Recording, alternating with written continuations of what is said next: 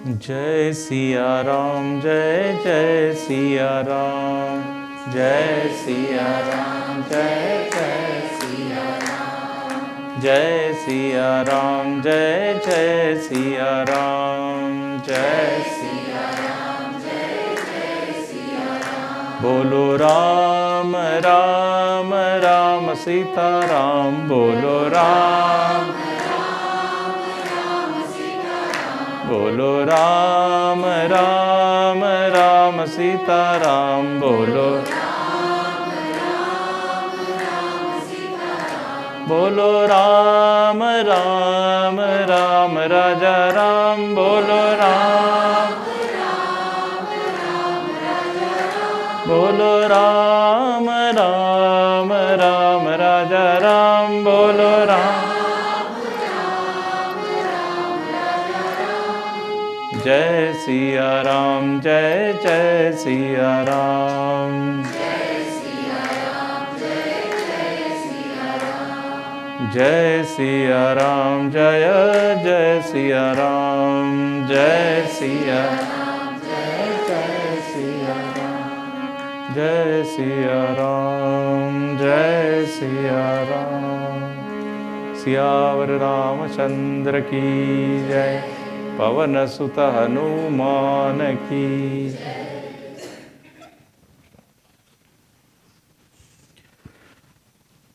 गोस्वामी तुलसीदास जी महाराज ने श्री हनुमान चरित्र को इस छोटे से ग्रंथ में गाया है। केवल 40 चौपाइयाँ हैं इसमें, इसलिए इसको कहते हैं हनुमान चालीसा। लेकिन 40 चौपाइयों में हनुमान जी के नाम का वर्णन, रूप का वर्णन, लीलाओं का वर्णन, गुणों का वर्णन, नाम रूप लीला गुण धाम, भक्ति की पंचांग साधना होती है। नाम का स्मरण होना चाहिए, नाम का स्मरण, रूप का ध्यान, लीला का चिंतन, गुणों का अनुसरण और धाम का गमन। धाम मतलब जैसे तीर्थ क्षेत्र होते हैं कि नहीं, तो ये 5 प्रकार की साधना भक्ति शास्त्र में बताई। तो यहाँ गोस्वामी जी ने इन्हीं 5 का वर्णन किया। हमने देखा कि हनुमान जी बलवान है, बुद्धिमान है, ज्ञानवान है, गुणी है, लेकिन सबसे बड़ा गुण है कि बिल्कुल विनम्र है। विद्यावान होने पर भी झुके हुए रहते हैं, इसी कारण वो पूज्य है। विद्या विवादाय धनम मदाय शक्ति परेशाम परपीडनाय खलस्य साधो विपरीतमेतम ज्ञानाय दानाय च रक्षणाय। एक बड़ा अच्छा है सुभाषित है।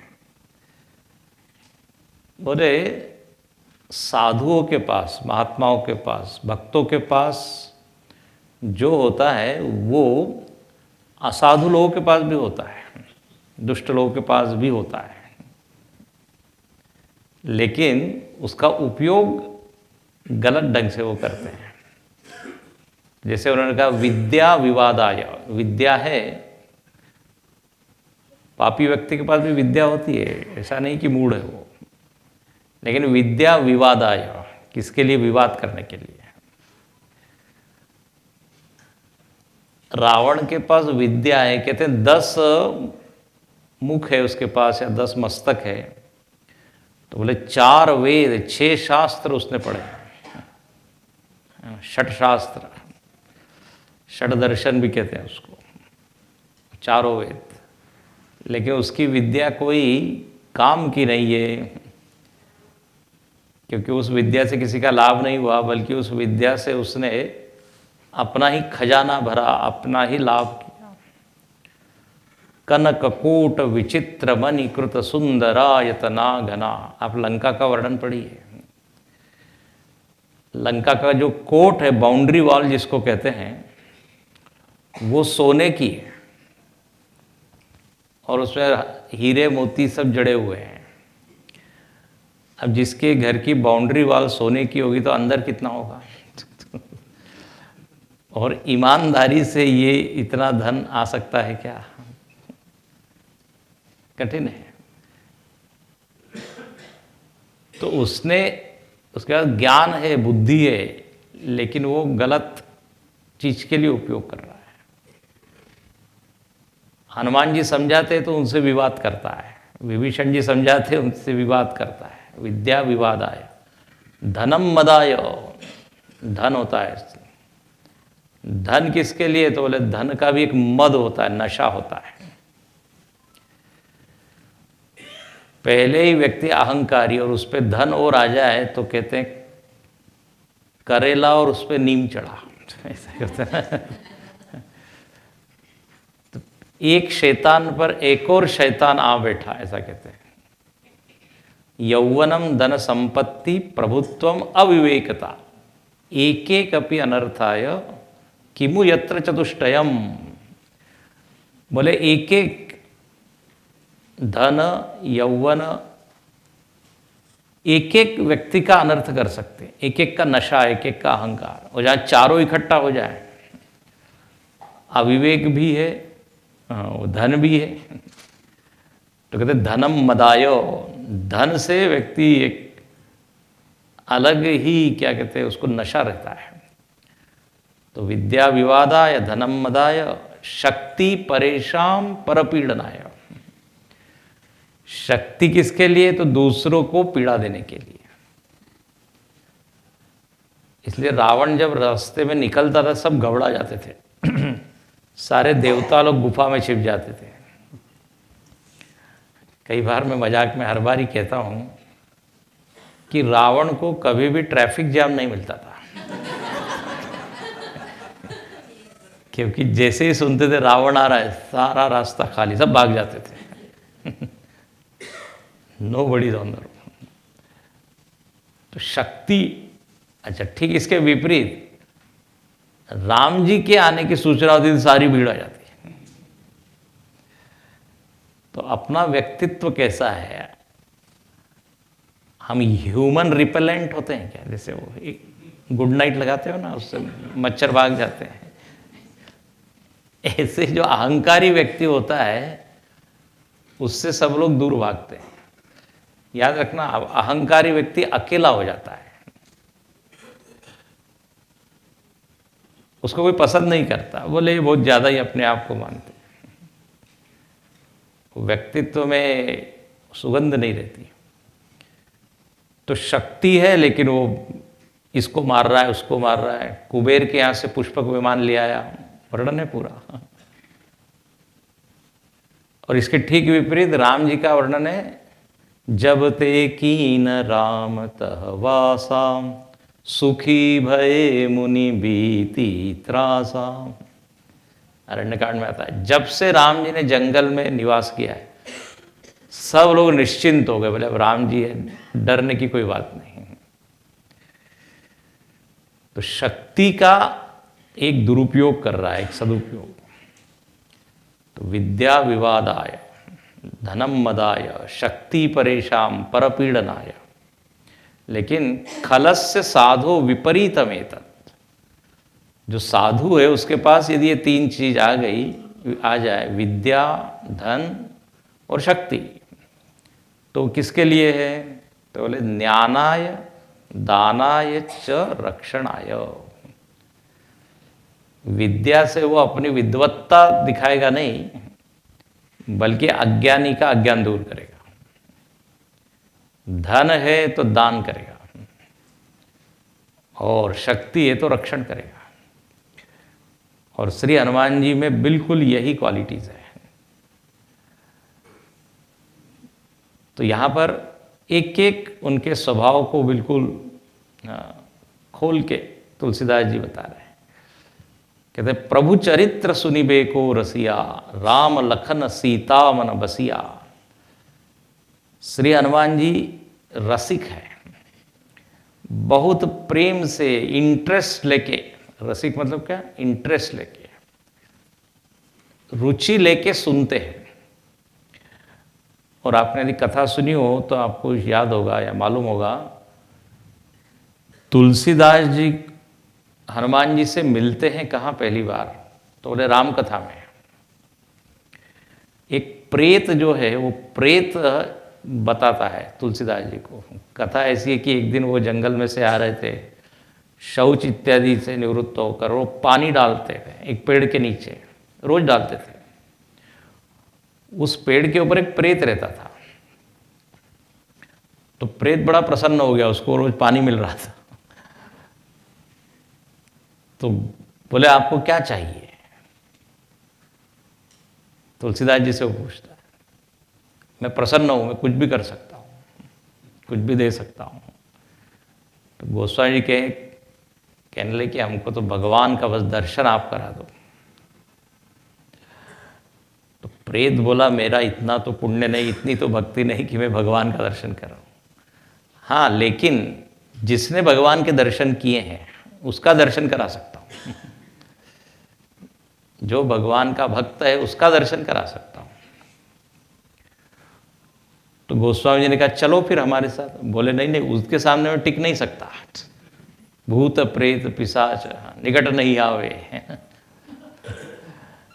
भूत पिशाच निकट नहीं आवे। तो बोले फिर वो कहाँ है भक्त, कहाँ मिलेगा? तो बोले वो सत्संग में, राम कथा में। बोले हम कैसे पहचानेंगे? तो बोले जो कथा में सबसे पहले आता है और सबसे बाद में जाता है। कई लोग उल्टे होते हैं। और बोले एकदम बूढ़े वेश में, बूढ़े मतलब शरीर में वो दिखेगा आपको, एक कोड़ी जैसे कोड़ वगैरह हो जाता है। हनुमान जी चाहते नहीं थे कि लोग हमको पहचाने, तो तुलसीदास जी वहाँ पे गए हैं, प्रणाम किया है। बोले जाओ जाओ आगे बैठो, तुम आगे बैठो, पीछे, वो तो पीछे बैठते थे। तुलसीदास जी कहते हैं मुझको जहाँ जाना था मैं वहाँ आ गया। और तुलसीदास जी कहते हैं मैंने आपको पहचाना है। तब वो प्रकट होते हैं। और फिर तुलसीदास जी कहते हैं, मतलब वो तो गदगद हो गए, भगवान का दर्शन हुआ हनुमान जी का। बोले अब मुझको राम जी का दर्शन आप कराइए। तो हनुमान जी ने कहा आप चित्रकूट के घाट पे आइए। हाँ, चित्रकूट के घाट पर भई संतन की भी, तुलसीदास चंदन दिते, तिलक देत रघुवीर। रोज तुलसीदास जी चित्रकूट के घाट पे बैठते थे। वहाँ रोज भगवान आते थे, राम जी लक्ष्मण जी, लेकिन तुलसीदास जी पहचान नहीं पाते थे उनको। तो हनुमान जी वहाँ पे तोते के रूप में गए, और जब तुलसीदास जी तिलक लगा रहे थे तब ये दोहा हनुमान जी ने बोला है कि जिसको तुम तिलक लगा रहे हो वही है राम जी, चित्रकूट के घाट पर। तो ऐसे श्री हनुमान जी राम कथा के रसिक और भक्तों को राम जी का दर्शन कराने वाले हैं। इसलिए तुलसीदास जी हनुमान जी को गुरु मानते हैं। इसलिए शुरुआत में श्री गुरु चरण सरोज रज, और अंत में भी आप देखिए हनुमान चालीसा के जय जय जय हनुमान गोसाई, कृपा करो गुरुदेव की नाई। गुरु रूप में हनुमान जी। गुरु कहते हैं उसको ही है जो साधक को भगवान से मिला है ना, भक्त को भगवान से मिला है। बल्कि यहाँ तो थोड़ी और ऊंची बात कर दें, भगवान मिले हुए थे तुलसीदास जी को, मिले हुए भगवान की पहचान जो कराए वो गुरु। सबको ही भगवान मिले हुए हैं ना वैसे तो हृदय में, लेकिन जब तक गुरु बताते नहीं है तत्वमसी, तब तक पहचान नहीं होती। तो श्री हनुमान जी गुरु रूप में, और देखिए हनुमान जी के मन में कौन बैठे हैं, तो राम लखन सीता मन बसिया, तीनों बैठे हैं, राम लक्ष्मण जी सीता जी। अब एक तो सीधा अर्थ है कि तीनों की भक्ति हनुमान जी में है, राम जी से भी प्रेम करते हैं, लक्ष्मण जी से भी। देखो जिससे हम प्रेम करते हैं वो कहाँ रहता है, अपने हृदय में रहता है कि नहीं, दिल में रहता है। और लोग कहते हैं मैं बता नहीं सकता कितना प्रेम है मेरे हृदय, दिल को खोला जाए तो उसमें से रक्त ही निकलेगा वैसे तो, लेकिन जो आध्यात्मिक हृदय है उसमें क्या है, प्रेम है, तो उसको बिल्कुल हम हृदय में रखते हैं। तो यहाँ बता रहे हैं कि हम तीनों के भक्त हैं, और इसका आध्यात्मिक अर्थ राम जी ज्ञान है, सीता माता भक्ति स्वरूपिणी है, और लक्ष्मण जी वैराग्य है। ध्यान से सुनना, अपने जीवन में सफल होने के लिए तीनों चाहिए। हम लोग जो रोज सुन रहे हैं ना, वे टू सक्सेस, तो ज्ञान नॉलेज, भक्ति डिवोशन, और वैराग्य डिस्पैशन, मतलब अपने लक्ष्य के अलावा और कहीं मन न जाना, उसको कहते वैराग्य। लक्ष्य में अपने आप को झोंक देना, पूरी तरह समर्पित कर देना, वो है डिवोशन।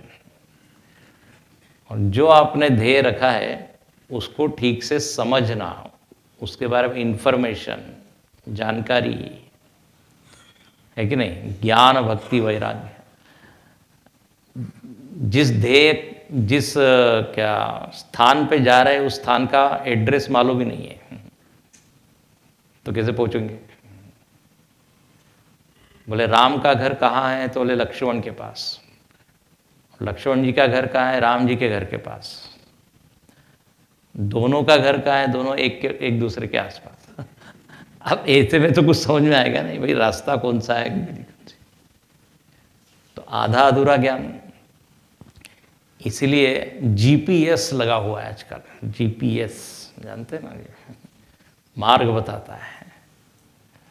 और संत लोग इसका बड़ा अच्छा दूसरा अर्थ करते हैं, बोले आध्यात्मिक मार्ग में भी जीपीएस की जरूरत है, गुरु परंपरा सिस्टम।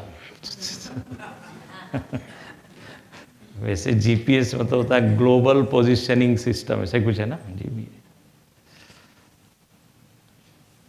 वो कहते हैं जैसे आप मोबाइल के लिए अलग अलग कनेक्शन लेते हैं, 3G 4G, हाँ अपने जीवन में भी 3G चाहिए, गॉड, गुरु, गीता।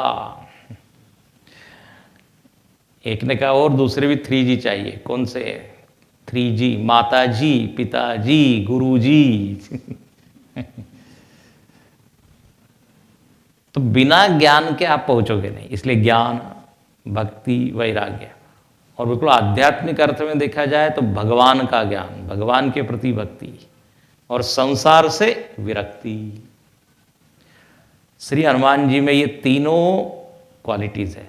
कल आपको सुनाया, उनको ज्ञान भी है, देह दृष्टया तो दासो हम, है ना, और भक्ति तो देख ही रहे हैं, और सब कुछ छोड़ के समर्पित है, तो वैराग्य भी है। तो राम लखन सीता मन बसिया। अच्छा, इसका उल्टा अर्थ भी कर सकते हैं कि राम लक्ष्मण सीता के मन में हनुमान जी बैठे। ये भी तो होता है कि नहीं। देखो जो अच्छा सेवक होता है वो अपने हृदय में रहता है कि नहीं, हमेशा उसकी याद रहती है, जो अच्छे से प्रेम कर रहा है, सेवा कर रहा है। भगवान को इसलिए वो लोग अच्छे लगते हैं जो उनका नाम लेता है, बोले हमसे प्रेम करता है तो फिर हम भी उनसे प्रेम करें। तो राम लखन सीता, ज्ञान भक्ति वैराग्य। देखिए रामायण में एक तरफ कहानी है, लेकिन दूसरी तरफ सबके आध्यात्मिक अर्थ भी बताए। देखेंगे हम। और मोह दश मौलि तद्भ्रात अहंकार पाक का काम पाकारी जात। विनय पत्रिका में गोस्वामी जी कहते हैं, बोले ये रावण कौन है, तो कहते हैं मोह का ही मूर्तिमंत रूप, एम्बॉडीमेंट ऑफ डिल्यूजन, पर्सोनिफाइड मोह।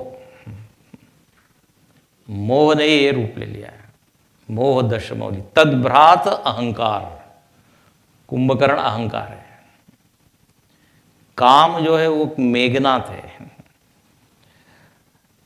अच्छा, ये सब लोग बाहर नहीं है, ये सब कहाँ भीतर बैठे हुए हैं। भले ही राम जी ने रावण को मार दिया, लेकिन अपने भीतर रावण अभी भी जीवित है। खेलति मम हृदये श्री रामा, एक भजन भी है। ये हृदय ही अयोध्या है।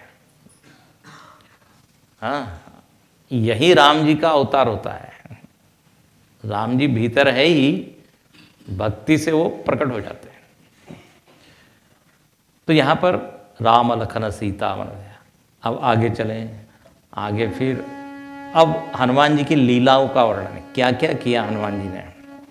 सूक्ष्म रूप धरि सियहि दिखावा, विकट रूप धरि लंक जरावा, भीम रूप धरि असुर संहारे, रामचंद्र के काज सवारे, लाय सजीवन लखन जियाय, श्री रघुवीर हर्षि उर लाय, रघुपति कीनी बहुत बड़ाई, तुम मम प्रिय भरतहि सम भाई। सूक्ष्म रूप धरि सियहि दिखावा। जब हनुमान जी गए हैं, हनुमान जी को जो काम दिया गया है सीता जी की खोज करना, अब पूरा सुंदरकांड आप पढ़िए, उसमें सारा वर्णन है लंका की यात्रा। ये जो यात्रा है ना हनुमान जी की सीता जी तक, ये वास्तव में एक साधक की यात्रा है। हम सब लोग भी यात्री है, शांति की प्राप्ति के लिए ही हम चल रहे हैं कि नहीं। और शांति का हरण कहाँ कैसे हुआ, तो बोले मोह के कारण। शांति का हरण किसने किया? रावण ने।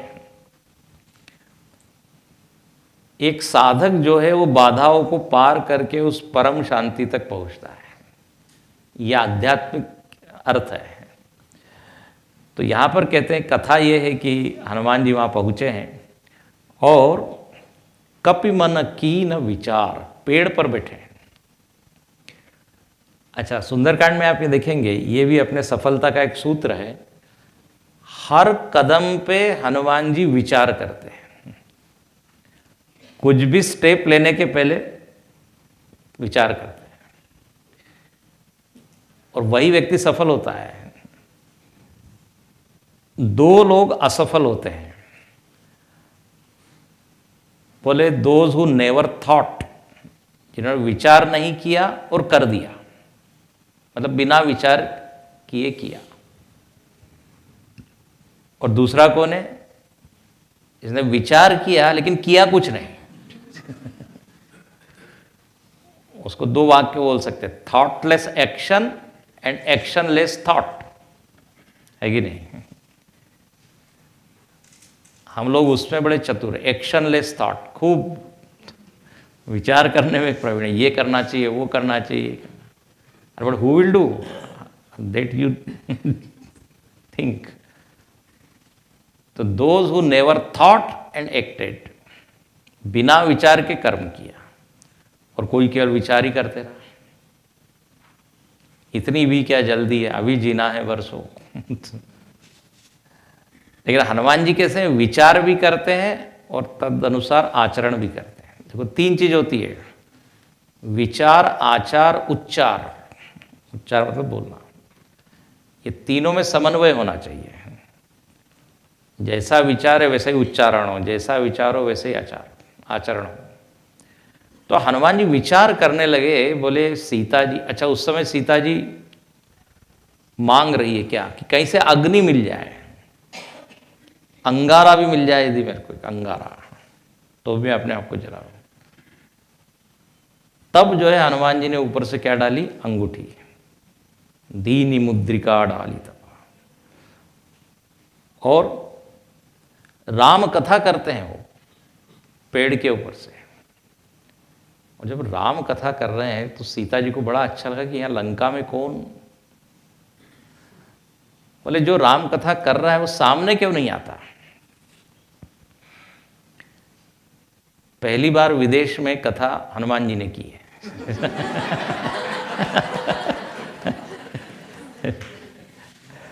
तो राम कथा, और कहते सुनत ही सीता कर दुख भागा, रामचंद्र गुण बरने लगा। तो जब सीता जी ने इस आदेश, कहाँ से आवाज आ रही, कहाँ से, तो हनुमान जी एकदम कूद के सामने आ गए। अब सीता जी की अपेक्षा थी कोई ब्राह्मण होगा, तिलकधारी, धोती होती पहन के, देखा तो बंदर, वानर, एकदम डर गई। हनुमान जी ने थोड़ा बड़ा रूप लिया हुआ था तो तुरंत वो छोटे हो गए। अति लघु रूप है ना, कहते हैं सूक्ष्म रूप धरी सी, क्योंकि माता जी के सामने तो कल जैसे हमने कहा छोटा ही होना चाहिए। तो सूक्ष्म रूप, फिर सीता जी के साथ संवाद हुआ है, वो सब आप जानते ही है। अच्छा, उसके बाद जो प्रसिद्ध लीला है हनुमान जी की, उसका संकेत करते हैं, विकट रूप धरि लंक जरावा। अब लंका को जलाना था तो बोले छोटे से रूप से काम नहीं चलेगा, छोटे रूप से, विकट रूप। अब देखिए, हनुमान जी सीता जी से मिल लिए, उनको संदेश सुना दिया, सीता जी बड़ी आश्वस्त हो गई, क्योंकि लंका में बताइए राम जी की सूचना देने वाला कोई आया, गदगद हो गई। एक के बाद उन्होंने आशीर्वाद दिए, अजर अमर गुण निधि सुत हो, करऊ बहुत रघुनायक छोहू। बहुत सारे आशीर्वाद दिए, आशीर्वादों की झड़ी लगा दी। लेकिन हनुमान जी बोले ओके ठीक है ठीक है।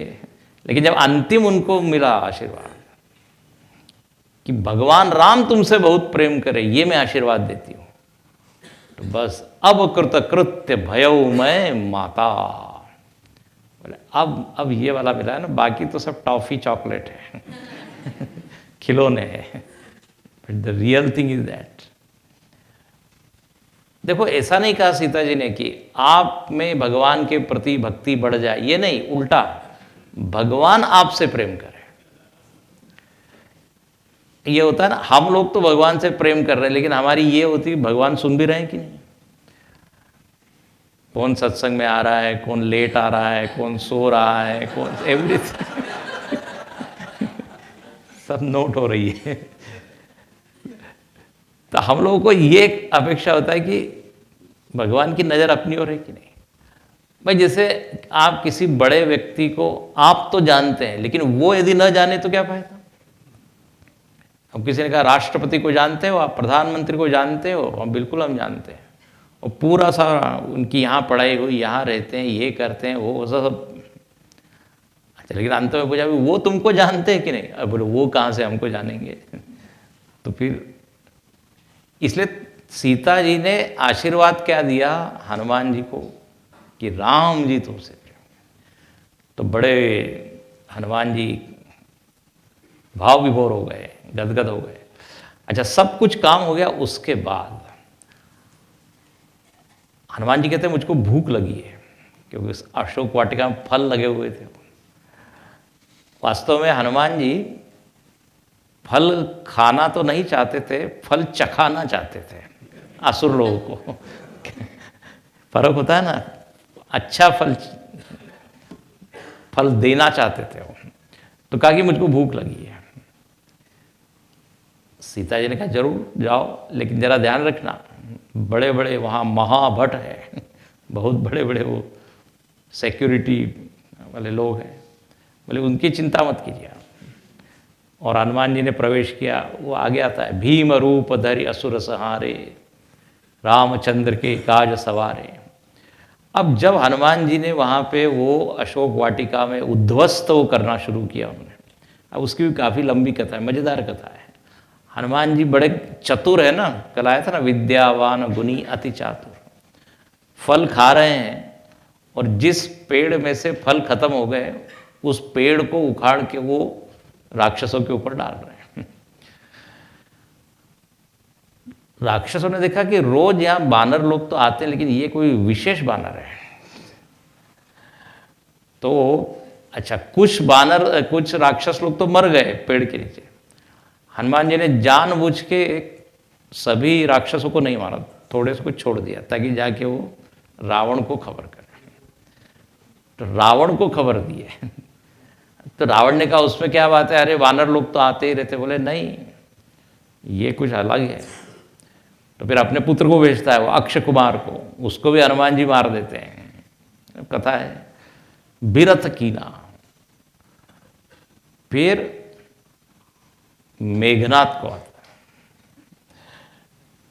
वहां पे बड़ा अच्छा वर्णन है कि मर्दी मर्दी मही डारी। हनुमान जी वहां पे किन्हीं राक्षसों को ऐसे मसल देते हैं, जैसे मच्छर की तरह, या ऐसे वो क्रिकेट में बॉलर लोग कैसे बॉल को ऐसे घिसते हैं ना ऐसे किसी की मार। रावण बहुत ही घबरा गया, बोले अब मेघनाथ को भेजना पड़ेगा। अच्छा, रावण का मेघनाथ के प्रति बहुत भरोसा है, बोले ये तो उसको मार ही देगा। और वो क्या कहता है रावण, बोले उनको मारना नहीं, पकड़ के लेके आना, मैं जरा देखना चाहता हूं कौन है। तो वहां पे वर्णन है, बहुत देर तक उसने युद्ध किया, फिर अंत में ब्रह्मास्त्र चलाया। तो हनुमान जी जो है बंध गए, क्योंकि ब्रह्मास्त्र की महिमा का अपमान होगा। यदि ब्रह्मास्त्र के अनुसार मैं बंधा नहीं तो लोग कहेंगे अरे ब्रह्मास्त्र में कोई दम नहीं है, फेल हो जाता है उससे ब्रह्मा जी का अपमान होगा। तो वो बंध गए, और कहते हैं उस पेड़ पे से गिरे हैं। लेकिन गिरते समय भी हनुमान जी ने देखा कि ज्यादा राक्षस कहाँ खड़े हैं वही वो गिरे। तो गिरते गिरते उनके शरीर के नीचे कुछ मर गए। अब वो मेघनाथ जो है वो उनको बांधता है और ले जाता है कहाँ, रावण के दरबार में। अब देखो यहाँ पर भी एक आध्यात्मिक बात है। हनुमान जी जो है ये फल के पेड़ों को उखाड़ रहे हैं। इसका एक अर्थ ये होता है कि कर्म फल जो होता है ना, उस फल का एक मूल होता है, उसको वासना या अज्ञान। जब तक अज्ञान जिंदा रहेगा ये कर्म फल भोगते रहने पड़ेंगे। तो अज्ञान और वासना को निकाल दो तो बोले फिर साफ तो ये सब लोगों के लिए संदेश दे रहे हैं। अच्छा, दूसरा किसी ने कहा कि ये हनुमान जी फल के पेड़ों को उखाड़ रहे हैं तो फिर लोगों को फल कैसे मिलेंगे यहाँ का। हनुमान जी ने पहले ही लंका का निरीक्षण किया था। कहूँ महिष है ना, धेनु खर अज निशाचर बच्चे। हनुमान जी ने देखा कि यहाँ पे फलाहारी तो कोई नहीं है, सारे राक्षस लोग मांसाहारी है। क्यों? हनुमान जी को एक भी वेजिटेरियन होटल नहीं दिखा पूरे लंका में वहाँ वर्णन है, खा रहे हैं सब। तो बोले जहाँ फल की कोई जरूरत ही नहीं है तो फिर क्या है, हटा दिया ऐसे ऐसे बड़े विनोदपूर्ण लोगों ने अर्थ निकाले हैं। ये रामायण की चौपाई है, एक एक चौपाई पे लोग 7-7 दिन प्रवचन करते हैं, इतना उसमें है कुछ कुछ कुछ। तो अशोक वाटिका उजाड़ी, वही लिखा है असुर संहार है। अब मेघनाथ बांध के ले गया रावण के दरबार में। अब वहां पे रावण मानो कि इंटरव्यू लेता है, कह लंकेश कवनते कीसा, और तुम कौन हो, किसके बल से तुमने ये अशोक वाटिका उजाड़ी, ये राक्षसों ने क्या अपराध किया था, और क्या तुमने मेरा यश नहीं सुना है क्या। हनुमान जी सबका उत्तर देते हैं, बड़ा मजेदार। मतलब सबसे पहली बात, अपराध तो मैंने नहीं किया, अपराध तुम्हारे ही लोगों ने किया। मतलब सबको जो है ना अपना देह प्रिय है, और देह को बचाने के लिए है ना भोजन की जरूरत है। और ये संविधान में भी अधिकार दिया है, जीवन बचाना पहला अधिकार है। तो मेरे को भूख लगी थी तो मैं फल खा रहा था, अब ये लोग आके डिस्टर्ब करने लगे हाँ, तो जिन मोही मारे क्या तिन मोही मारा, मेरा अपराध नहीं इनका है। फिर सबसे बढ़िया जो प्रश्न हनुमान जी को लगा वो ये कि तुम पूछ रहे हो किसके बल से मैंने मारा। तो बोले जाके बल लवले सते जिते हुचरा चर झारी। बोले जिसके बल के एक अंश से तुमने इस त्रिलोक पर विजय प्राप्त की है, ध्यान से सुनना, उसी के बल से मैंने मारा है। मतलब तुम्हारे में भी उसी राम का बल है, हमारे में भी वही राम का बल है।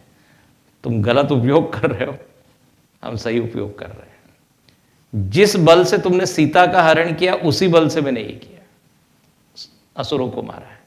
जैसे इलेक्ट्रिसिटी इज वन ना, अब उससे आप गीजर चलाइए, हीटर चलाइए, ट्रेन चलाइए, जो भी है। पेट्रोल एक ही है, पेट्रोल का दुरुपयोग करके आप इसको जला सकते हैं या उसे गाड़ी चला सकते हैं। बल एक ही है, पावर और एनर्जी इज वन। तो वो का, और बोले तुम्हारा यश मैंने खूब सुना है। तुम पूछ रहे हो ना, बोले हाँ मैंने सुना एक बाली नाम का वानर था जिसने तुमको हाथ के नीचे कांख में दबा लिया था। ये रावण को जो है ना बाली ने। अब ऐसा सब हनुमान जी जब बोलने लगे तो बहुत गुस्सा हो गया। बोले मेरे दरबार में ये एकदम वो आदेश देता है, कोई है इस दरबार में जो इनको मारे? तो वहां विभीषण इत्यादि कहते ये दूत है, दूत को मारना नीति के खिलाफ है। तो कहते हैं अंग भंग कर पठी ही बंदर। बंदर ही कहता है वो, कुछ वानर राज वगैरह ऐसा नहीं कहता, अपमान करता है। बोला इनका अंग भंग करो। अब बोले कौन सा अंग का भंग किया जाए? तो कपि के ममता पूछ पर। बोले वानर को अपनी पूछ बड़ी क्या होती है, प्रिय होती है, जैसे पुरुषों को अपनी मूछ।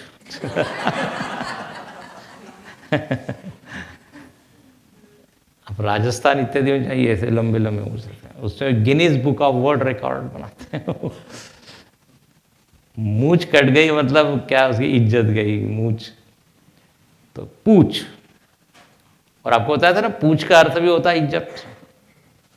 पूछ है इनकी, पूछना।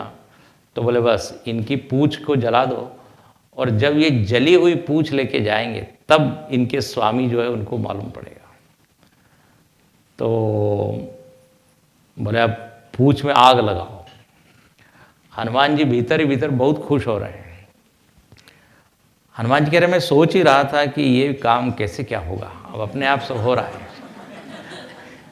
क्योंकि जब वो अशोक वाटिका में एक त्रिजटा नाम की आई थी और उसने सुनाया था सपने वानर लंका जारी, उस समय हनुमान जी ने तुरंत डायरी में नोट किया था कि ये काम भी करना है, क्योंकि राम जी ने तो ये कहा नहीं था। बोले अच्छा ये भी करना है। तो सरस्वती जी को वो बड़ा धन्यवाद देते कि आपने इसकी वाणी में बैठकर ऐसा कुछ आदेश दिलवा दिया। अब अग्नि, रावण आदेश देता है कि सब लोग अपने अपने घर से कपड़े और तेल ये सब लेके आओ और बांधो इनके पूंछ पे और लगाओ आग। कहते सब लोग जाते हैं। बहुत मज़ेदार है वो पूरा, सुंदरकांड इज वेरी इंटरेस्टिंग। अब वो लोग लगाने लगे कपड़े, उनको लगा थोड़ी सी पूंछ बची है, फिर लगाते हैं, फिर वो पूंछ बढ़ती जाती है, बढ़ती जाती है। अब वो लपेट रहे हैं, घी तेल डाल रहे हैं, घर में जितना तेल घी था सब आ गया इसमें, पूंछ में लगा दे। कपड़े भी जितने पहने हुए थे उतने। हनुमान जी ने देखा हाँ अब बढ़िया हो गया सब। हनुमान जी जैसे चतुर है, लंका के सामान से लंका को जला रहे हैं, अपना कुछ भी नहीं है।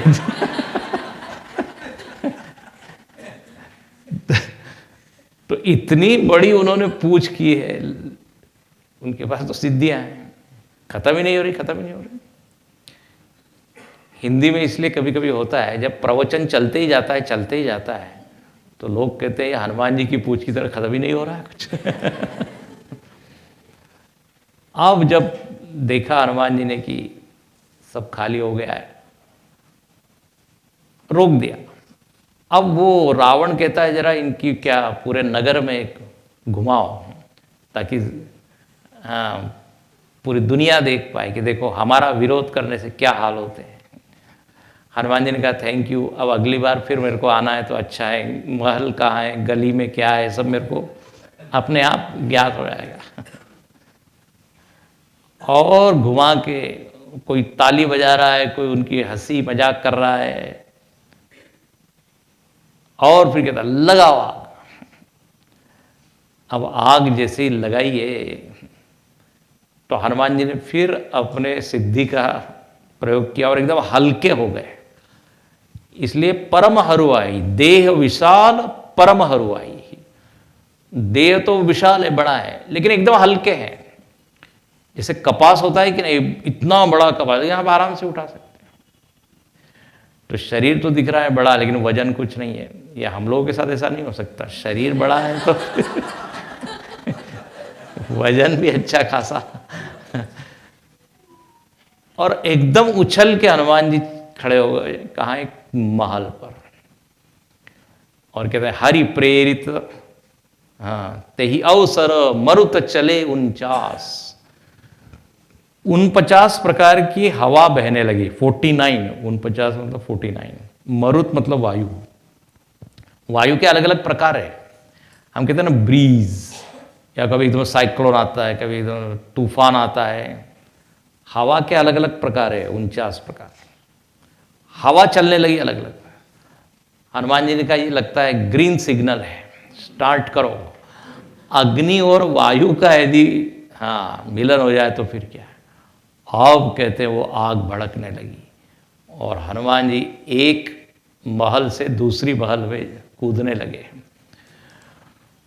मंदिर ते मंदिर बरदाई, और उलटी पलटी लंका सब जारी। उसी को यहां लिखा है विकट रूप धरी लंक जरा। अब धो धो धो करके पूरा लंका जलने लगी। कुछ राक्षस लोग कहने लगे हमने पहले ही कहा था ये कोई सामान्य वानर नहीं है, ये कोई देव है, कोई शक्तिवान है। रावण ने सुना नहीं। दूसरे लोगों ने कहा कुछ नहीं, तुमने भी तेल और घी डाला है। झूठ मत बोलो।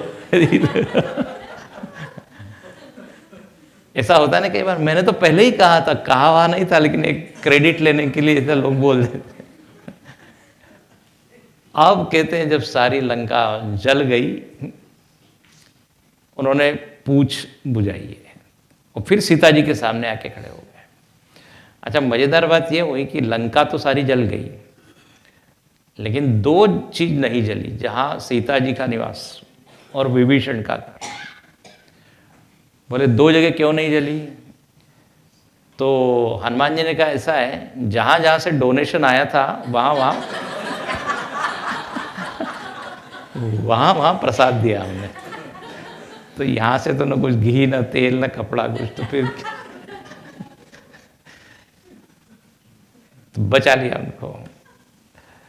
अब देखिए ये लंका दहन जो है ना, इसका बड़ा आध्यात्मिक अर्थ है। ये अग्नि क्या है? तो कहते हैं वैराग्य की अग्नि है। लंका नगरी जो है भोग नगरी है। भोग को जलाना है तो वो वैराग्य से ही जलता है। Getting it? और रामायण में लिखा यशोकवन्नी जनकात्मजाया आदाय तेने व ददाई लंका। मतलब दूसरी अग्नि आप ऐसा मान सकते हो, शोकाग्नि। सीता जी के भीतर जो शोक की अग्नि जल रही है, विरह की अग्नि, हनुमान जी ने उस शोकाग्नि को लिया और रावण के इस नगरी को जला दिया। देखो, आप किसी को खूब दुख देते हैं तो उसके भीतर एक निकलता है ना शाप जिसे, फिर वो काम करता है यदि सामने वाला बहुत पावरफुल होता है। और यहां पर तो साधु की अवज्ञा की है। साधु अवज्ञा कर फल ऐसा, जरई अनाथ नगर कर जैसा। साधु की अवज्ञा की रावण ने, तो उसका तो फल ये होना ही है। तो कर्म का फल होता है, देखो सीधा सीधा। तो अग्नि, वैराग्य की अग्नि, शोकाग्नि। रामायण में 3 नगरों का वर्णन है, लंका, अयोध्या और मिथिला। और एक एक नगर का एक एक व्यक्तित्व है। नगर का भी एक होता है ना प्रभाव या उसका नाम। तो लंका भोग नगरी, अयोध्या प्रेमियों की नगरी, मिथिला ज्ञानियों की नगरी। तो हनुमान जी ने भोग को जलाया, तो विकट रूप धरि लंक जरा। अब अपने भीतर भी ये है, आसक्तियां हैं, तरह तरह की इच्छाएं, तो बोले वैराग्य के अग्नि प्रज्वलित करें। और भीम रूप धरि असुर सहारे, रामचंद्र के काज सवारे। भीम रूप, भीम रूप मतलब बड़ा रूप। कहीं कहीं पर ये इसका अर्थ कर लिया कि रामायण के समय तो उन्होंने अनेक राक्षसों को मारा, लेकिन कुछ असुर लोग फिर रह गए, तो वही भीम के रूप में हनुमान जी आए और महाभारत काल में, और राक्षसों को मारा, दुष्ट लोग उस समय कौरव इत्यादि। तो भीम रूप धरि असुर सहारे, लाय सजीवन लखन जियाए, श्री रघुवीर हर्ष उर लाए। अगली लीला या उनका जो बहुत महत्वपूर्ण काम वो यानी लक्ष्मण जी जब मूर्छित हो गए, ये भी कथा जानते हैं। अब मूर्छित हो गए तो क्या करें, दवाई, डॉक्टर भी नहीं, दवाई भी नहीं, वहाँ युद्ध क्षेत्र में। हनुमान जी ने कहा कोई बात नहीं, शत्रु के यहाँ तो डॉक्टर है ही ना, लंका में डॉक्टर तो मिलेगा ही। तो वो सुषेण वैद्य है, उसको उठा के लेके आ गए। और हनुमान जी बहुत चतुर है, केवल उसको नहीं, वो मकान सहित उठा के लेके आए। बोले इसलिए कि उधर रावण को खबर लगेगी कि ये सुषेण गया है, तो वो फिर उनके मकान को है ना छानबीन करेंगे, ये करेंगे। अब मकान ही नहीं मिलेगा तो फिर डॉक्टर की क्या बात है। और दूसरी बात, डॉक्टर को तो ले आए वैद्य, लेकिन वो कहेगा दवाई तो वहाँ पे मेडिकल में जाओ स्टोर। तो बोले पूरा क्लिनिक ही उठा के लेके आते हैं, या फिर घर ही। हर चीज में हनुमान जी एक एक्स्ट्रा करते हैं, एक्स्ट्रा। जितना बताया उससे थोड़ा अतिरिक्त, और वह अच्छा अतिरिक्त है, गड़बड़ नहीं। नहीं तो कोई लोग जितना बताया उतना ही। वो सेठ जी ने कहा वो सेवक को कि प्लेटफॉर्म पे वो खड़ा था, अरे टिकट तो रह गया। उस सेवक को कहा जरा जाओ जल्दी घर देख के आओ, टिकट टेबल पे है क्या। तेजी से गया और आया, बोले हाँ सेठ जी बिल्कुल वहीं पड़ा है वो।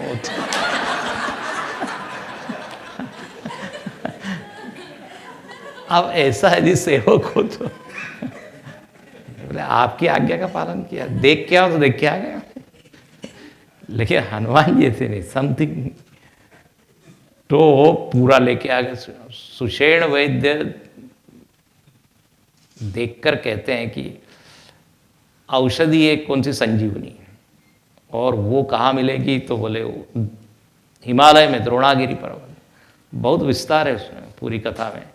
हनुमान जी जाते हैं, द्रोणागिरी पर्वत ले आयो, भोर होने नहीं पाई, कपि से उरिन मैं नाई। एक भजन है, समय नहीं है नहीं तो मैं गाता उसको। राम जी वर्णन करते हैं हनुमान जी का, भरत जी को सुनाते हैं कि देखो कपि से उरिन में, कितने बड़े बड़े काम किए। सुबह होने के पहले वो दवाई चाहिए थी संजीवनी, लेके आए। अब देखो हनुमान जी वहाँ गए, इतनी औषधियाँ हैं, कौन सी औषधि को संजीवनी कहते मालूम नहीं। अब कोई होता तो कहता हमको तो मिला नहीं, वापस आ जाता। लेकिन यहाँ पर भी देखिए पूरे पर्वत को लेके आए। और कल हमने बताया ना कितने जल्दी गए, गरम गरम तेल में। तो वो उसी का यह संकेत करते हैं, लाय सजीवन लखन जी आए और श्री रघुवीर हर्ष उर लाए। अब जैसे लक्ष्मण जी जो ना मूर्छित हो गए थे मेघनाद के बाण से। ये मेघनाद जो है काम का प्रतीक है, लक्ष्मण जी वैराग्य के प्रतीक है। काम के बाण से वैराग्य आहत होता है, मूर्छित होता है। लेकिन यदि सद्गुरु मिल जाए तो फिर औषधि हो जाती है। इसलिए सद्गुरु वेद वचन विश्वासा, वैद्य जो है ना वो सद्गुरु है यहाँ पे। और औषधि क्या है, बोले राम भक्ति, सबके आध्यात्मिक अर्थ है। लक्ष्मण जी को वापस जीवन दान मिला। पूरे रामायण में हनुमान जी ने यही काम किया, जीवन दान देने का। और देखिए जब लक्ष्मण जी मूर्छित हुए तो राम जी तो इतने दुखी हुए हैं, बोले यदि मुझको ये मालूम होता कि लक्ष्मण जी नहीं रह पाएंगे, नहीं रहेंगे, तो मैं दशरथ जी की आज्ञा नहीं मानता। इतना लक्ष्मण जी के प्रति प्रेम है। तो हनुमान जी से वो देखा नहीं गया, इसलिए हनुमान जी ने कहा मैं इस तुरंत व्यवस्था करता हूँ। इसलिए फिर कहते हैं कितना भगवान ने उनकी स्तुति की, श्री रघुवीर हर्षि उर लाए, हृदय से लगाया। और रघुपति कीनी बहुत बड़ाई, तुम मम प्रिय भरत ही सम भाई। इतनी बड़ाई की, इतनी स्तुति की, और बोलते बोलते बोल गए कि भरत के जैसे तुम हो। देखो राम जी का प्रेम भरत जी के प्रति बहुत है। आप यदि अयोध्या कांड पढ़ें तो वहां दिखाई देगा, वन में राम जी ध्यान करते हैं भरत जी का, उधर अयोध्या में भरत जी ध्यान करते हैं राम जी का। लोगों ने देखा राम जी ध्यान कर रहे हैं तो पूछा कि पूरी दुनिया तो आपका ध्यान करती है, आप किसका ध्यान कर रहे हैं? तो बोले मेरा प्रिय भरत इंतजार कर रहा है, इसके लिए एक एक दिन एक एक युग के समान बीता है।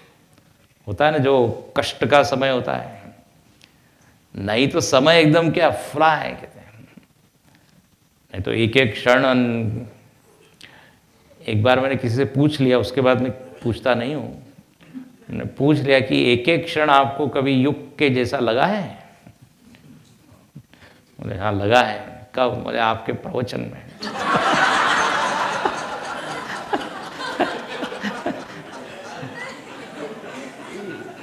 इसके बाद मैंने साहस नहीं किया कि अपनी बेइज्जती क्यों कराएं। तो जहां पे कष्ट है तो यहां वर्णन है, रघुपति कीनी बहुत बड़ाई, तुम मम प्रिय भरत ही समवाई। भरत के जैसे तुम। और आगे कहते हैं कि सहस बदन तुम रोजस गावे, अस कही श्रीपद कंठ लगावे, सनकादिक ब्रह्मादि नारद सारद सहित अहिसा, जम कुबेर दिगपाल जहाते, कवि कोविद कही सके कहाते, तुम उपकार सुग्रीव कीना, राम मिलाय राजपद दीना। कल हमने एक बात कही थी कि जो सफल होता है वो बड़ा कीर्तिवंत हो जाता है, कीर्तिवान होता है, यश उसको मिलता है, सब लोग उसको जानते हैं, सब लोग उसके पूछते भी है हाउ आर यू। आजकल टॉक्स होते हैं ना मोटिवेशनल स्पीच वगैरह, उसमें एक बता रहते हैं, बोले जब आपके पास पैसा होता है खूब तो सब लोग पूछते हैं हाउ आर यू। हाँ, और जब पैसा ऐसा नहीं होता तो पूछते हैं हु आर यू। स्पेलिंग वही है, हाँ, एच मतलब 3 ही लेटर है, HOW, उसको घुमा दो तो यहां पर देखिए हनुमान जी की प्रसिद्धि तो सब दूर फैल गई। कौन कौन लोग हनुमान जी की स्तुति करते हैं, अब यहां एक लंबी सूची दी है। सनकादि, सनत सनातन सनक सनंदन, ये 4 मुनि है, और ये सारे के सारे ब्रह्मज्ञानी हैं, अवधूत है, छोटे से दिखते हैं लेकिन बहुत उनकी आयु है। तो ये सनकादि कहते हैं अरे हनुमान जी जैसे कोई भक्त नहीं, हनुमान जी जैसे कोई सेवक नहीं। ब्रह्मादि, आदि में सब देवता ले आइए, ब्रह्मा विष्णु महेश इंद्र आदि सब। फिर नारद जी, नारद जी परम भक्त है। नारद जी नारायण नारायण नारायण, जिनके जिह्वा पे से कभी भी नारायण खत्म नहीं होता, निरंतर जप करते हैं। हालांकि कई लोगों को लगता है नारद जी मतलब लड़ाई लगाने वाले हैं, ऐसा नहीं है। नारद जी बहुत बड़े भक्त हैं और लोगों को भक्त बनाते हैं। ध्रुव को नारद जी ने उपदेश किया, प्रहलाद को नारद जी ने उपदेश किया, पार्वती जी को नारद जी ने ही मंत्र दिया, तभी शिव जी से मिलन हुआ।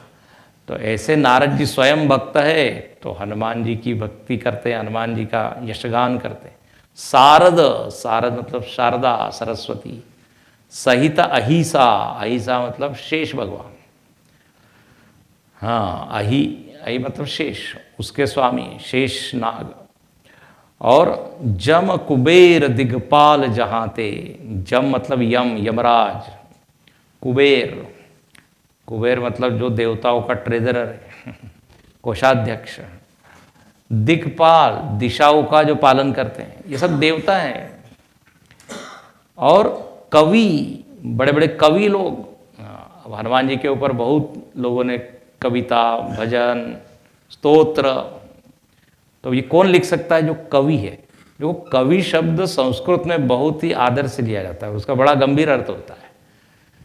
सामान्य दृष्टि को पार करके जो देखे।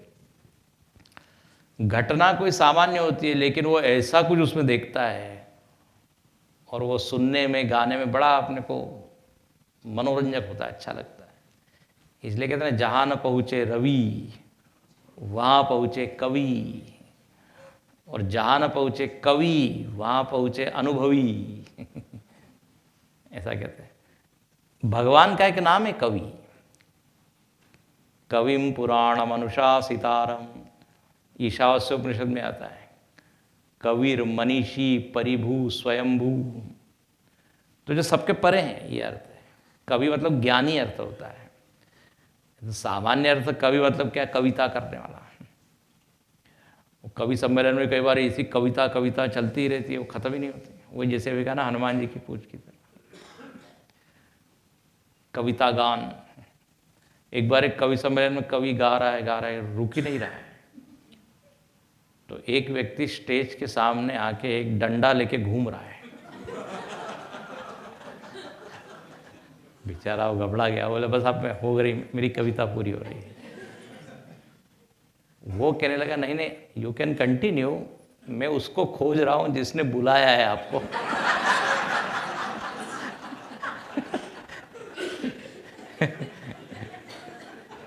बेचारा। कवियों के ऊपर भी बहुत कुछ है, लेकिन यहाँ कवि मतलब भक्त लोग, ज्ञानी लोग। तो कवि कोविद कही सके कहाँ थे। कोविद, कोविड नहीं, हाँ कोविद। हाँ, आजकल कोविड सबको मालूम है। को मतलब होता है, क मतलब वेद, और विद मतलब जानने वाला। वेदज्ञ को कहते हैं कोविद। शास्त्रज्ञ, पंडित, उसको कहते हैं कोविद। तो भले बड़े बड़े कोविद लोग भी आपका वर्णन करते हैं, लेकिन फिर भी कर नहीं पाते हैं। और आपने क्या किया है? तुम उपकार सुग्रीव ही कीना, राम मिलाय राजपद दीना। बोले आपने एक बहुत बड़ा उपकार किया। किस पर? सुग्रीव पर।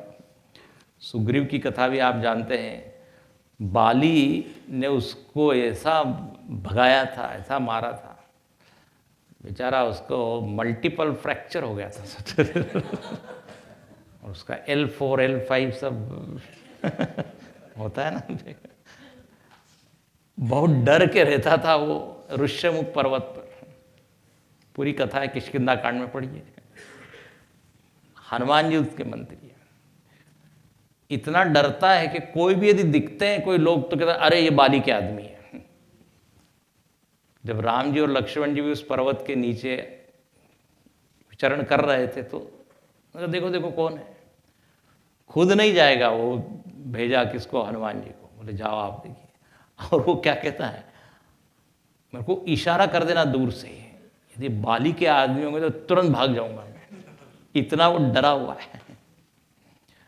हनुमान जी वहाँ नीचे मिलते हैं, वो बड़ा सुंदर प्रसंग है। हनुमान जी विप्र वेश में जाते हैं।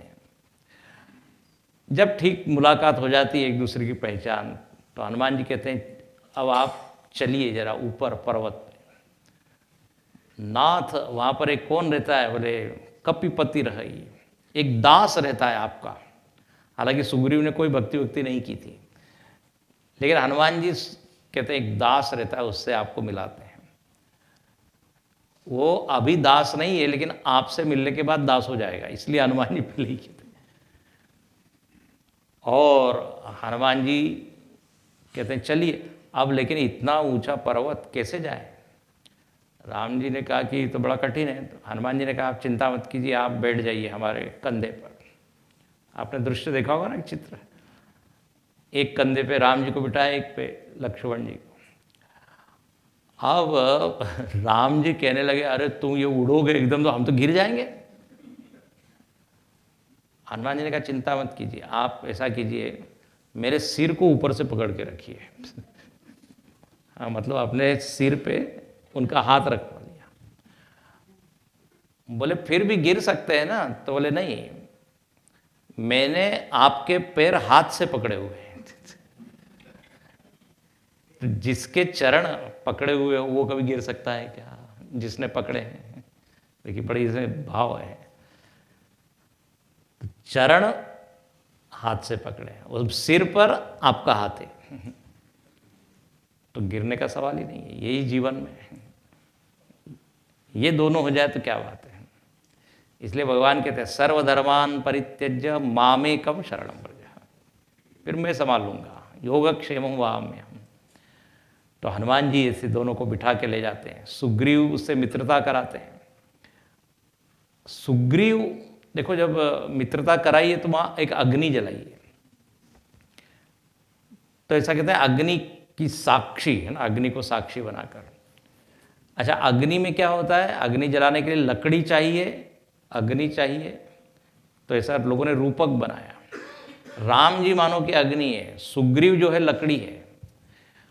लकड़ी भी हो और अग्नि भी हो, लेकिन एक चीज यदि न हो तो लकड़ी जलेगी नहीं। वो क्या है? वायु, पवन। तो हनुमान जी पवन रूप में है, उनके होने से ये दोनों का मिलन होता है।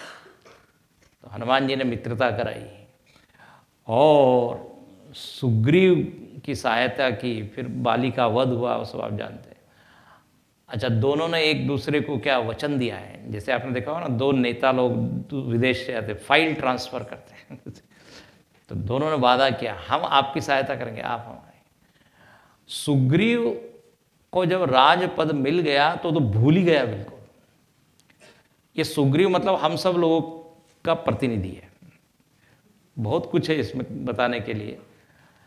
सुग्रीव को राम जी की शक्ति पर विश्वास ही नहीं हुआ, तो पहले परीक्षा देनी पड़ी। ये सामान्य जीव को एकदम विश्वास होता नहीं। और बाली के भय से यहाँ से वहाँ से वहाँ भाग रहा है। ये बाली जो है ना, कर्म का प्रतीक है और सुग्रीव जीव है। हम एक योनि से दूसरे योनि में जा रहे हैं बिकॉज ऑफ ये बाली रूपी कर्म। ऋष्यमुख पर्वत ही एक ऐसी जगह है जहां बाली आ नहीं सकता। तो कहते हैं वो ऋष्यमुख पर्वत ज्ञान का प्रतीक है, सत्संग का प्रतीक है। हम यदि वहां बैठ जाए उस स्थिति में तो हम कर्म से मुक्त हो सकते हैं, कर्म से बच सकते हैं। तो ऐसा ये सुग्रीव भूल गया, बताइए। नहीं तो जब पहले मिला था भगवान से तो कहता वाह वाह, अब तो मैं सब कुछ छोड़ के आपके साथ ही आना चाहता हूं। हाँ, सब तजी भजन करो दिन राती। ये हम लोगों को जब भक्ति का आवेश होता है ना, एकदम होता है बस बस। भगवान कहते जरा तुम बिल्कुल मेरे साथ चलो, लेकिन जरा लॉ एंड ऑर्डर ठीक कर लो। क्योंकि बाली नहीं है, अभी कोई राजा नहीं है, कुछ देर शासन करो फिर मेरे साथ चलो। ओ अब क्या, वो जो उसको मिल गया, राजकोष नारी सब भूल गया। तब राम जी लक्ष्मण जी को कहते हैं अरे 4 महीने हो गए, बताइए इसकी कुछ खबर नहीं, जरा जाओ। लक्ष्मण जी को भेजते हैं। और जैसे ही सुग्रीव ने सुना कि लक्ष्मण जी आ रहा है, इतना घबरा गया। लक्ष्मण जी आके कहते हैं सुग्रीव से कि जिस बाण से बाली को मारा है वो बाण अभी भी हमारे पास है। अभी जागो तुम नींद से, कहां सोए हो। तब हनुमान जी भी सुग्रीव को वहां उपदेश करके उसको जगाते हैं। फिर वो सुग्रीव सबको भेजता है। अच्छा, वहां पे राम मिलाय राजपद दीना। हनुमान जी ने 2 काम किया, तो राम जी से मिलाया, राजपद मिला। दोनों चीज चाहिए ना जीवन में, समृद्धि भी चाहिए, भक्ति भी चाहिए। दोनों चीज। तो रामपद राजपद। अच्छा, फिर कहते हैं राम मिलाय राजपद दीना। अगली पंक्ति क्या है? श्री गुरु चरण से शुरू करनी पड़ेगी। हाँ हाँ, सनका तुमरो मंत्र विभीषण माना। हाँ, तुमरो मंत्र विभीषण माना, लंकेश्वर वै सब जग जाना। तुमरो मंत्र, अब मंत्र मतलब सलाह। इधर सुग्रीव की जैसे उन्होंने सहायता की, ऐसे ही विभीषण की सहायता की। हनुमान जी का चरित्र जबरदस्त है। विभीषण जो है रावण का भाई है। आप जानते हैं रावण, कुंभकर्ण, विभीषण, ये तीन भाई है, लेकिन तीनों के स्वभाव अलग अलग है। एक सात्विक है, एक राजसिक है, एक तामसिक है। अपने भीतर ये तीन गुण है ना। विभीषण सात्विक, तीनों ने तप किया है, तीनों ने अलग अलग चीज मांगी। कुंभकर्ण ने क्या मांगा? बोले 6 महीने नींद, बस नींद प्रिय। आज भी उनके वंशज लोग हैं समाज में। रावण राजसिक, अरे नर और वानर को छोड़ के कोई भी मुझको मारे नहीं। और विभीषण ने क्या कहा? मैं हरि भक्ति चाहता हूं। तो विभीषण जी भक्ति करते हैं। देखिए, ये यहां पे सीखने वाली बात है। टोटली अपोजिट एटमॉस्फेयर, भक्ति के विरुद्ध वातावरण है कहा? लंका में। ऐसे विरुद्ध वातावरण में विभीषण जी अपने भक्ति को बनाए रखते हैं, कोई सामान्य बात नहीं है। हनुमान जी वहाँ मिलते हैं, आपने सुना होगा ना, नव तुलसी का वृंदतः देखि हर्षि कपिराई, रामायुध अंकित ग्रह शोभा वर्णि न जाई। सुबह सुबह पहुँचते हैं 4 बजे, और राम राम विभीषण जी जप कर रहे हैं सुबह सुबह। तो बोले जरूर ये कोई भगत ही होगा, क्योंकि सुबह सुबह राम राम का जप तो कोई करता नहीं है। सुबह सुबह चाय चाय चाय नहीं बनी अभी तक, चाय सामान्य घरों में तो ये होता है। बोले ये जो है भक्त होगा। वहाँ मुलाकात हुई, चर्चा हुई। फिर विभीषण जी को हनुमान जी कहते हैं, आप राम जी का नाम तो लेते हो, अब राम जी का जरा काम भी करो, हमको बताओ सीता जी कहाँ है। फिर वो बताते हैं। और विभीषण को कहते हैं हनुमान जी, अरे तुम ये कहाँ बैठे हो, उस पार्टी में आ जाओ, उधर राम जी के पक्ष में आ जाओ। सलाह दी उनको। तुमरो मंत्र विभीषण माना। रावण को भी हालांकि यही सलाह दी थी, लेकिन रावण ने तो बात मानी नहीं, बात के बदले लात है ना, विभीषण को लात मार दी थी। तो बोले विभीषण जो है वो बड़े प्रसन्न हुए। उनको विश्वास ही नहीं हो रहा है कि हनुमान जी जैसे भक्त लंका में बताइए आ गए, बिना बुलाए, और लंका में। इसलिए वो चौपाई बड़ी प्रसिद्ध है, अब मोहि बा भरोस हनुमंता, बिनु हरि कृपा मिला ही नहीं संता। कृपा होगी तो संत मिलन होगा। कृपा का सबसे बड़ा लक्षण क्या है? सत्संग मिलना। हम सब लोग अपनी पीठ को थपथपा सकते हैं कि भगवान की कृपा हम पर है। हाँ, नहीं तो सत्संग। कृपा मतलब ये नहीं कि लॉटरी खुल जाए तो कृपा है। तो विभीषण जी कृपा का अनुभव करते हैं। लेकिन हनुमान जी एक बात उनसे पूछते हैं कि आप यहाँ रहते कैसे हैं, क्योंकि आपका जो वातावरण है यहाँ तो बिल्कुल। विभीषण जी कहते हैं बिल्कुल तुमने ठीक ही कहा, यहाँ पर मैं ऐसा रहता हूँ जैसे दांतों के बीच में जीभ। दांत 32 है, जीभ 1 है। दांत कठोर है, जीभ मुलायम है, और जीभ को थोड़ा डर के रहना पड़ता है, थोड़ी देर के खट से। लेकिन आपको पता है, भले ही हमको लगता हो कि दांत ज़्यादा शक्तिशाली है, लेकिन है शक्तिशाली जीभ। भाई दांत में यदि कुछ दर्द हो रहा है तो कौन बोलती है? जीभ ही बोलती है ना, डॉक्टर। दांत कुछ नहीं कर सकते। जीभ में कुछ फंस जाता है दांत में तो कौन निकालता है? जीभ ही निकालती है। ये दांत राक्षसों के प्रतीक है। डॉक्टर के पास आप जाते हो तो सारे दांत निकाल देता है, तो हनुमान जी ने बड़ी अच्छी बात कही, बोले ये सब राक्षस लोग दांत है ना, घबराओ नहीं, अभी कुछ दिन में डॉक्टर आने वाला है तो सारे ये दांत, और वो जीव और दांत का संवाद बड़ा अच्छा है ना। वो दांत धमका रहे जीव को, देखो ज़्यादा गड़बड़ नहीं करना, खा जाएंगे तुमको। जीव ने कहा मुझको आप अंडर एस्टिमेट मत करो, मैं भले ही अकेली हूँ लेकिन तुमसे ताकतवर हूँ, तुम्हारी जान तुम्हारे प्राण मेरे हाथ में, मैं यदि किसी पहलवान के सामने कुछ भी बोल दूं तो सामने वाला ऐसा देगा कि सब 32 के 32।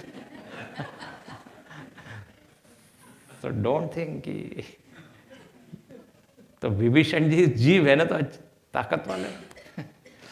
हनुमान जी ने ऐसा समझाया, तब जो है उनको बड़ा अच्छा लगा। और फिर विभीषण जी उधर आए हैं, आप जानते हैं कथा, रावण मारा गया और लंकेश्वर भय सब जग जाना, लंकेश्वर बन गए। उसके बाद जुग सहस्र जो जन पर भानु, लील्यो ताहि मधुर फल जानू।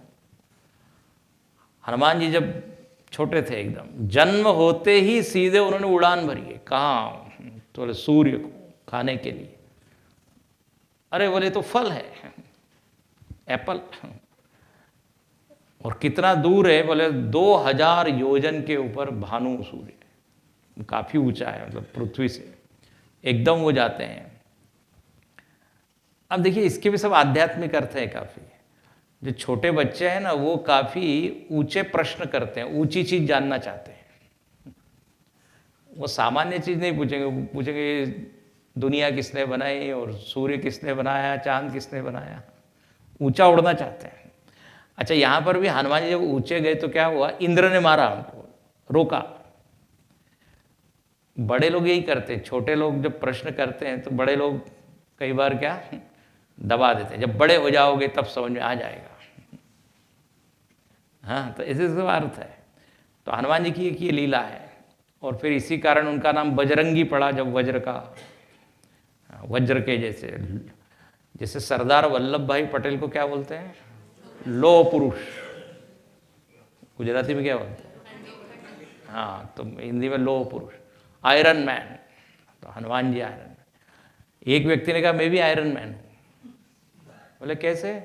बोले हर जॉइंट में वो रॉड पड़ी हुई है। मैं भी कोई कम नहीं। तो ऐसा ऐसा है। तो जुग सहस्र जो जन पर भानु, लील्यो ताहि मधुर फल जान। फिर अगली लीला, प्रभु मुद्रिका मेली मुख माही, जल दिलांग गए अचरज नाहि। हनुमान जी से किसी ने पूछा कि आप समुद्र के पार कैसे गए? बोले इसमें मेरा कुछ भी प्रयत्न नहीं, प्रभु मुद्रिका, अंगूठी, अंगूठी मैंने मुख में रखी और पार हो गया। अब किसी ने कहा महाराज अंगूठी जो है वो तो उंगली में पहनने की चीज है, मुख में कैसे आपने रखा? अब इसका भी एक भाव है। बोले अंगुली में पहनने की तो है अंगूठी, लेकिन अंगूठी के ऊपर जो लिखा हुआ है वो मुख में रखने की चीज है। राम नाम अंकित अति सुंदर। तो राम नाम के बल पे मैंने पार किया। ये हनुमान जी कभी भी क्रेडिट अपने ऊपर नहीं लेते, सब भगवान का है। आगे भी हम देखेंगे। तो प्रभु मुद्रिका मेली मुखमाई, नाम के सहारे हम पार हो सकते हैं। और जलधि लांग गए अचरज नाई। अब देखिए इसका भी, जलधि मतलब समुद्र, समुद्र मतलब ये संसार समुद्र। गोस्वामी जी ने तो देहाभिमान को ही समुद्र कहा है। देह के परे जाना बड़ा कठिन है, समुद्र की तरह है। लोग सब साधना करते हैं लेकिन देहाभिमान छूटता नहीं, मैं देह हूं। तो बोले यदि नाम भगवान का लिया जाए, भक्ति की जाए, देखिए नवधा भक्ति बताई ना, उसमें एक है स्मरणम, श्रवणम कीर्तनम विष्णु स्मरणम पाद सेवनम अर्चनम वंदनम। तो नाम हनुमान जी के जैसा, हाँ, नाम जपने वाला तो हर समय जो नाम, तो प्रभु मुद्रिका में। अच्छा, किसी ने कहा जाते समय तो मुद्रिका, आते समय आप कैसे आए? तो बोले मुद्रिका तो आपने दे दी होगी। तो बोले सीता जी से चूड़ामणि ले ली, उधर सीता जी का शक्ति काम किया। हाँ, तो इस तरह यहाँ पे ये आगे हम कल देखेंगे और पूरा करेंगे। दुर्गम काज जगत के जेते, सुगम अनुग्रह तुम्हारे देते। कठिन से कठिन काम हनुमान जी की कृपा से सुगम हो सकते हैं। अनुग्रह का अर्थ बड़ा अच्छा है। अनुग्रह मतलब कृपा। ग्रह मतलब होता है पकड़ना। जब हम पकड़ते हैं तो उसको कहते हैं ग्रह, जब भगवान पकड़ते हैं उसको कहते हैं अनुग्रह। तो सुगम अनुग्रह देते हैं। और राम दुआरे तुम रखवारे, होतन आज्ञा बिनु पैसा। हनुमान जी रहते कहाँ हैं? तो बोले राम जी के द्वार पर। अब कल अंतिम दिन है, एक सूचना आपको देनी है। 5 मिनट ले लें क्या? और एक भजन गा के। अब इतना हमने देखा हनुमान जी का, तो एक भजन गा देते हैं। दुनिया चले ना श्री राम के बिना, राम जी चले ना हनुमान के बिना। उसके बाद ये आप लोगों को मिला होगा, इसके बारे में 2 मिनट में मैं आपको बता के पूर्ण करूँगा। दुनिया चले ना श्री राम के बिना, राम जी चले ना हनुमान के बिना। दुनिया चले ना श्री राम के बिना, राम जी चले ना हनुमान के बिना।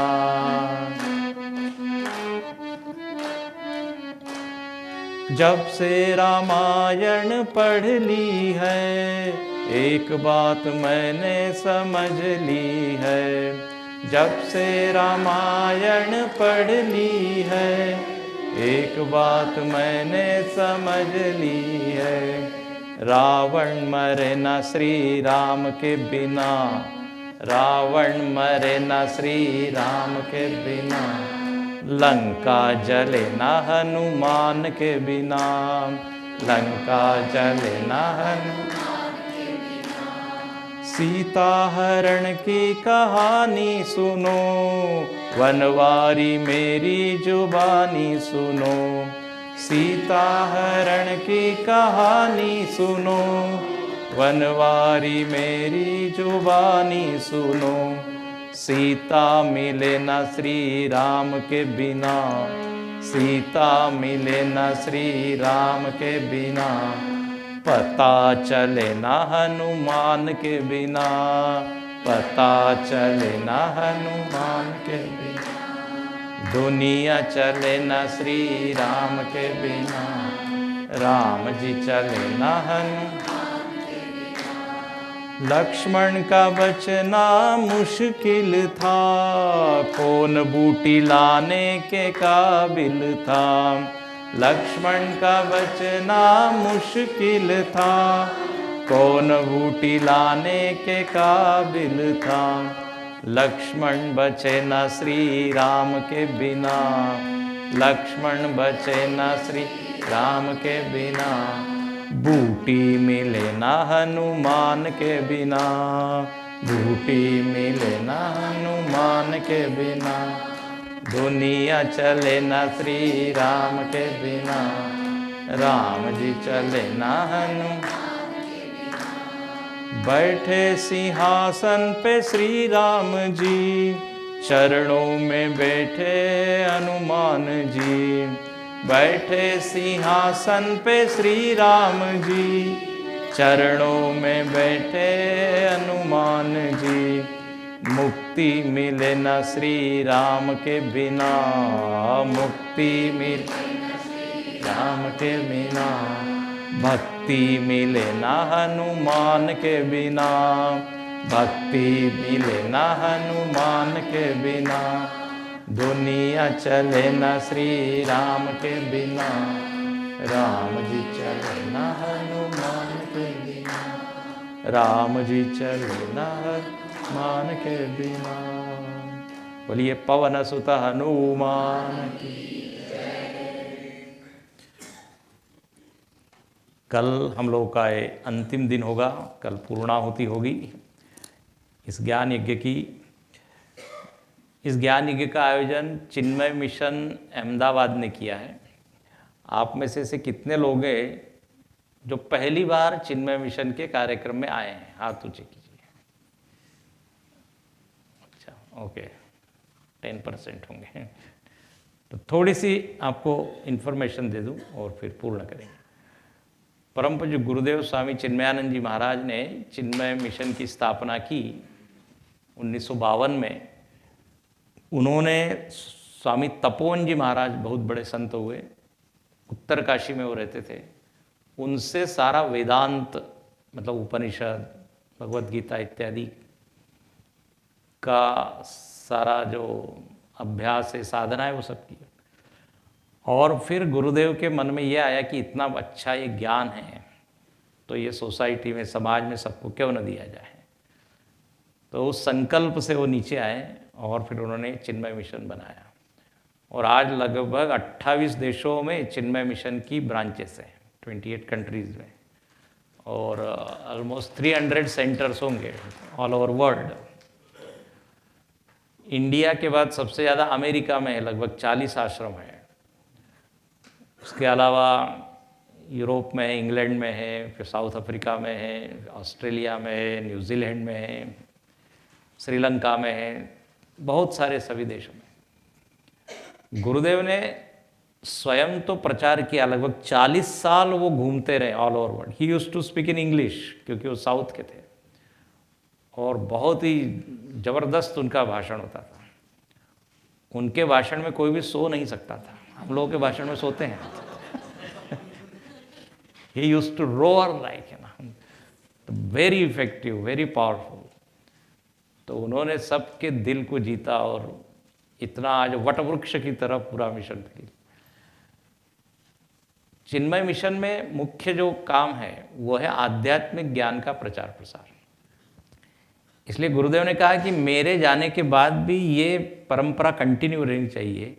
इसलिए उन्होंने वेदांत प्रशिक्षण कोर्सेस चलाए, वेदांत कोर्सेस 2-2 साल के। बम्बई में पवई में एक आश्रम है अपना, वहाँ पे चलता है। फिर सिद्धवाड़ी हिमाचल प्रदेश में, वहाँ हिंदी में है या इंग्लिश में है। 2 साल के लिए ब्रह्मचारी, उनको कहते हैं स्टूडेंट्स, जो अविवाहित है वो वहाँ आते हैं और गीता, उपनिषद, रामायण, संस्कृत सब कुछ सीखते हैं और फिर वही ब्रह्मचारी बन के निकलते हैं। फिर वही आगे चल के स्वामी जी 8-10 साल के बाद होते। तो अभी लगभग कितने स्वामी जी और ब्रह्मचारी होंगे? 300 के लगभग तो होंगे, 300 होंगे। तो हर सेंटर, जैसे अभी यहाँ पे अनुपमा जी है, पहले यहाँ पे अव्ययानंद जी थे, अभी गए हुए हैं वो सिद्धवाड़ी। तो ऐसे एक फौज खड़ी की गुरुदेव ने, और ऐसा है बहुत सुंदर काम चल रहा है। तो आध्यात्मिक संस्था है। इसके अलावा शैक्षणिक भी है, अपने लगभग 90 से ज़्यादा चिन्मय विद्यालय हैं, और एक चिन्मय इंटरनेशनल रेसिडेंशियल स्कूल है, CIRS, कोयम्बटूर में। भारत के पहले 5 स्कूलों में उसका नाम आता है, बोर्डिंग स्कूल। तो वो है। उसके बाद 7-8 कॉलेजेस हैं, और अभी सबसे नया मतलब चिन्मय विश्व विद्यापीठ यूनिवर्सिटी भी ओपन हुई है। सामाजिक उद्धार के काम है, सोशल प्रोजेक्ट्स, हिमाचल प्रदेश में, उड़ीसा में, तमिलनाडु में ग्रामोद्धार, एक कॉर्ड करके अपना एक विंग है, चिन्मय ऑर्गेनाइजेशन फॉर रूरल डेवलपमेंट, उसके थ्रू सोशल वर्क होता है। तो इस तरह सभी चीज़ें, स्पिरिचुअल, सोशल, एजुकेशनल, कल्चरल, अपने स्वरांजलि है, म्यूज़िक के हैं, फिर बच्चों के लिए बाल विहार है, यहाँ भी चलता है बाल विहार हर रविवार को। अमेरिका वगैरह में तो बाल विहार में हजार बच्चे आते हैं, 1000 every Sunday. It is like a school only. और वो एक ग्रेड होती है वहाँ, और उसमें उनको सारा उन बच्चों को हमारे भारतीय बच्चों से ज़्यादा मालूम है, मतलब भारत में रहने वाले जो बच्चे। तो यहाँ भी है बाल विहार, युवा केंद्र है युवाओं के लिए, बड़े लोगों के लिए इस तरह के ज्ञान यज्ञ भी है। फिर स्टडी क्लासेस हैं। अपने अहमदाबाद में भी परम धाम के नाम से वो फेमस है, अपना आश्रम सैटेलाइट रोड, कौन सा है, इसरो के अपोजिट। तो वहाँ पे आप जरूर जाइए, बहुत सुंदर भगवान कृष्ण का मंदिर है और वहाँ भी क्लासेस होती है। तो इस तरह चिन्मय मिशन एक बहुत व्यापक बड़ी संस्था है। और अब कोई भी काम करना है तो 3 चीज लगती है, तन मन धन। तो बोले धन कहाँ से आएगा, तो गुरुदेव इस तरह यज्ञ करते रहे और अंतिम दिन वो अपील करते थे कि अब ये आपको यदि लगता है कि ये काम अच्छा है, इसमें सहयोग देना चाहिए, तो जरूर इसमें दीजिए। और हमको देना चाहिए खुले मन से, खुले हाथ से, क्योंकि हम लेते खूब हैं समाज से, देश से, दुनिया से, प्रकृति से, तो देना चाहिए। और ऐसा लिखा है, श्रद्धया देयम अश्रद्धया देयम रिया देयम भिया देयम, मतलब श्रद्धा से दो, लज्जित होते दो, ऐसा लिखा है। मतलब इतना देना चाहिए, लेकिन मैं इतना दे रहा हूं तो थोड़ा सा जितनी शक्ति है ना, देना चाहिए। देने से कभी भी कम नहीं होता था।